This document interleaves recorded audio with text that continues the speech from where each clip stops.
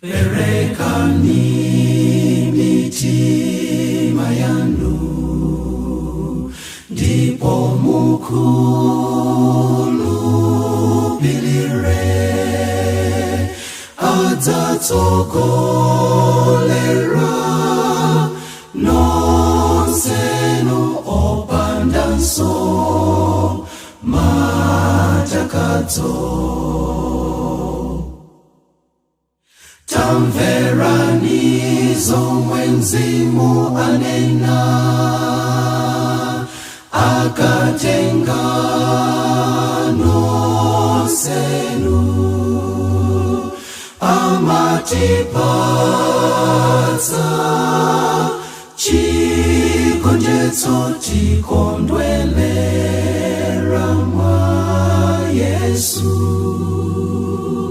Perekani mitima yanu, ndipo mukhulupirire, adzatsogolera nonsenu opandanso matakadzo. Kodi simukudziwa kuti ndinu kachisi wa Mulungu, ndikuti Mzimu wake agona mwa inu, ndipo ali opatulika.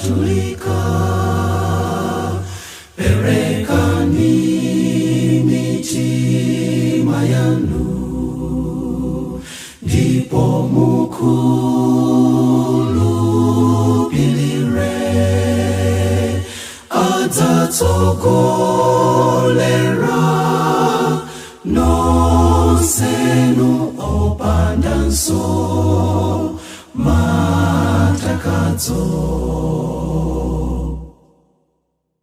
Ana anu adzanenera, anyamata nawona masomphenya, akulu adzalota maloto, ndikadzatsanulira Mzimu wanga.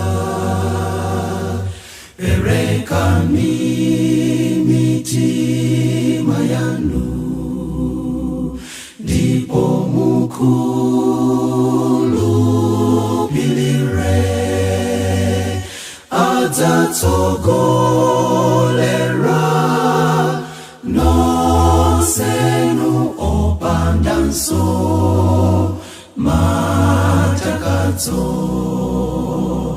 Opandanso matakadzo, opandanso matakadzo.